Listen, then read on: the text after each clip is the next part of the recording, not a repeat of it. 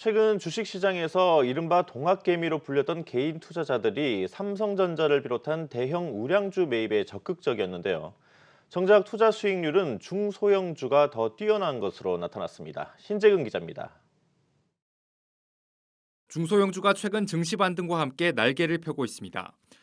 최근 한 달간 코스피 중소형주의 수익률은 각각 22.83%와 26.64%로 대형주 수익률을 크게 앞질렀습니다. 코스닥도 마찬가지입니다. 대형주에 비해 중형주와 소형주의 성과가 두드러졌습니다.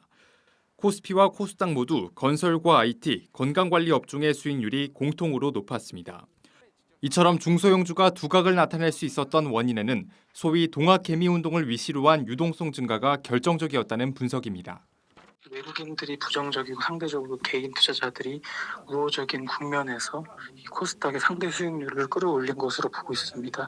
최근 들어서는 유동성 증가율이 높은 반면에 수출 증가율이 기대치를 코로나19 때문에 하회할 가능성이 높아지고 있으면서 이 수출주 위주로 구성된 대형주보다 이 중소형주 수익률이 상대적으로 올라오고 있는 것으로 판단하고 있습니다. 실제 과거 10년간의 수치를 보더라도 수출 대비 유동성이 늘어난 국면에선 코스피보다 코스닥 수익률이 월등했습니다.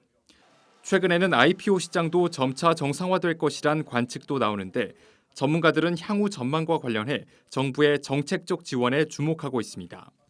정부가 현재 집중하고 있는 5G 인프라 투자와 그리고 국산화와 관련된 통시 장비 업체들과 소재 부품 장비 업체들이 높은 평가를 받을 것으로 예상하고 있습니다. 한국판 뉴딜 정책을 거론하면서 이제 디지털 뉴딜을 강조하고 있는 만큼 에듀테크라든지 그리고 원격 의료 그리고 스마트 시티나 스마트 팩토리와 관련되어 있는 부분들 계속 관심 있게 접근해 볼 필요가 있다고 생각합니다.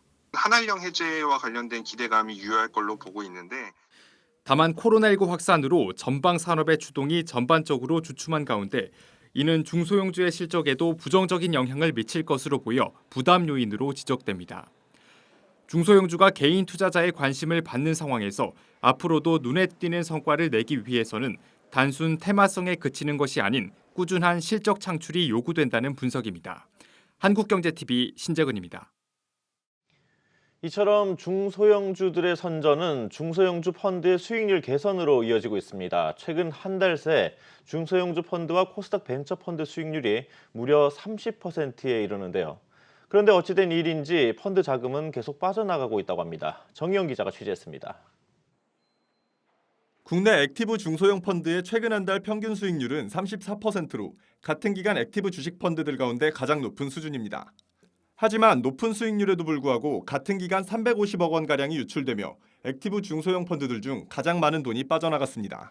소형주 펀드에서 자금 유출되는 것들은 중소형주들이 단기간에 급반등했던 것에 따른 부담감이 우선 가장 큰 영향을 미친 것으로 보이고요. 여기에 이제 장기적으로 봤을 때 중소형주의 상승세가 계속 유지될 거라는 기대감보다는 한두 차례 정도는 더 조정이 있을 것이라는 우려까지 맞물려서 중소형주를 대거 편입한 코스닥 벤처펀드도 최근 한 달 새 27%에 달하는 수익률을 거뒀지만 투자 자금은 역시 빠져나가고 있습니다.